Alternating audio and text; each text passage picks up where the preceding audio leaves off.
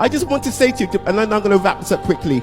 My fear is that you're not addressing the issue. The issue is the reason we love Nelson Mandela is because he made a deal with the white elites, the power structures, the De Beers, the Oppenheimers, to remain in power, and he wouldn't touch their wealth, he wouldn't share their wealth, and that's why we in England love him, because the press tells us to. He betrayed the people of South Africa.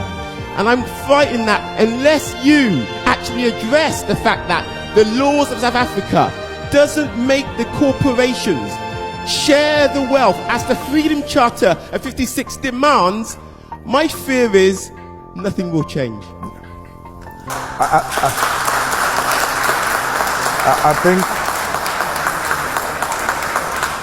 I think you captured it very well. There is no any better explanation than the explanation you have given. The deviation from the Freedom Charter was the beginning of selling out the revolution. But why did Nelson Mandela sell out the Freedom Charter? When Nelson Mandela returned from prison, he got separated with Winnie Mandela and went to stay in a house of the rich white men. He was looked after by the Oppenheimers. Nelson Mandela used to attend the club meetings of those white men who owned the South African economy at the time. He stayed in their complex. He stayed with them. He stayed in one of their houses. They had access to him 24 hours.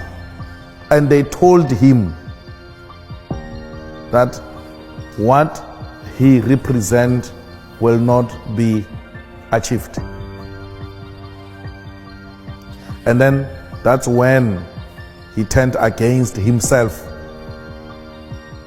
Because the Nelson we are celebrating now is not the Nelson we celebrated before prison and during prison.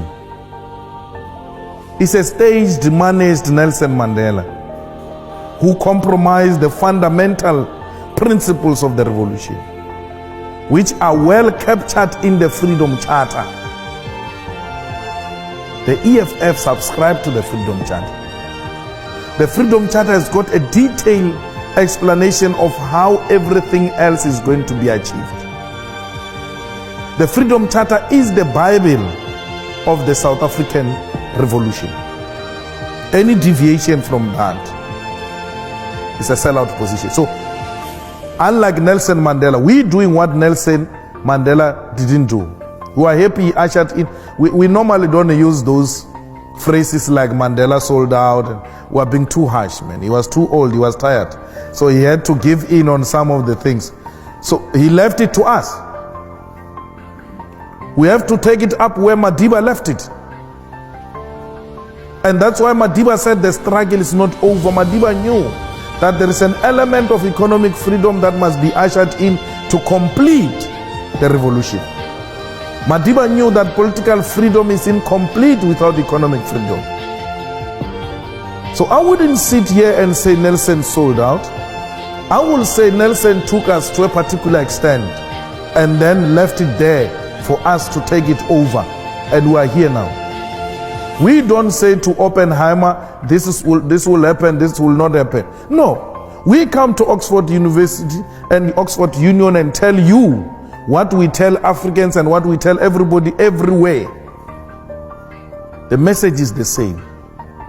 We want the total implementation of the Freedom Charter. Those kids who demand free education, they are demanding the implementation of the Freedom Charter. Those who say let's share in the wealth of the country, they are demanding the implementation of the Freedom Charter. I said to you when I started, we are just continuing with the legacy of great African leaders who came before us. We're not going to compromise like Madiba did. We had, perhaps it was necessary to have a cooling off period. We cooled off for far too long, 21 years. Now is the time to stand up and continue with the road towards economic freedom. It is possible.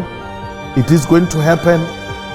The most reactionary institutions in South Africa, like universities, are beginning to listen. Well, those are the most arrogant institutions.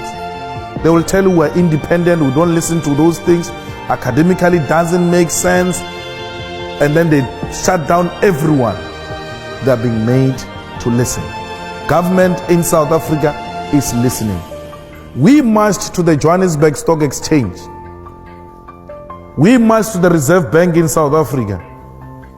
We marched to the Chamber of Mines. I sit with you today. All of them are sending responses to our memorandum.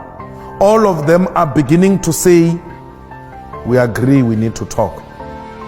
But in the past 21 years, those were the most arrogant institutions. You can march to them, you can write to them, they will never say anything. 3 times now, the CEO of the Johannesburg Stock Exchange has been calling me, asking for a meeting. All 400 companies registered with the Johannesburg Stock Exchange have received the memorandum of the EFF and are beginning to call individually to come and explain how they've structured their companies, how people are going to benefit. One of the things we demanded in our memorandum to these strategic sectors of the economy was that we want you to do away with BEE, the so-called Black Economic Empowerment, and empower the workers. We want worker share schemes. They're all jumping. No, it's not possible. What? We saying to them, hey, you are happy to give an individual shares in the name of BEE. We're just changing. We say don't give individual. Give to more people who are called workers. You have been doing it. Instead of giving Ramaphosa 10% shares, 20% shares, don't give it to Cyril. Give it to the workers who are making this company to be what it is. Just redirect the resources. Companies are beginning to say, well, it looks like this can be a best solution. Why are you happy to put money in the pockets of individuals and not communities and workers? Patrice Motsepe, today he's called a multi-billionaire in South Africa he has not invented anything. Unlike that young man who came up with Facebook. He has not invented anything. He just went to sell the color of his skin. I'm black. You have me here, I'll protect your company. I've got political connections. That's what Cyril did. Cyril Ramaphosa goes to London Mine and says, I'm black, I've got political connections, I will protect your company, give me shares. They give him shares on the basis of the color of his skin. The company gets into trouble with workers. The chairman of London Mine calls him from here in London. Cyril, you must now activate your contact. You said you will protect our company. He is now under pressure. Yo, what do I do? Bring the soldiers, bring the soldiers. He must now kill people because he's got no skill to offer to the company except selling his color of the skin and his political connections. The black individuals who benefited from BEE are the politically connected and the most corrupt individuals, who amongst others is Cyril Ramaphosa, who killed 34 mine workers.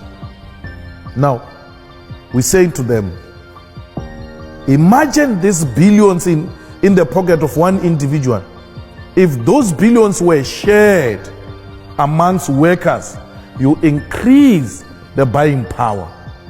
And once you increase the buying power, then you have increased demand. There must be doubling of production. You can't double production with the same staff complement. You have to hire more. That will lead to job creation.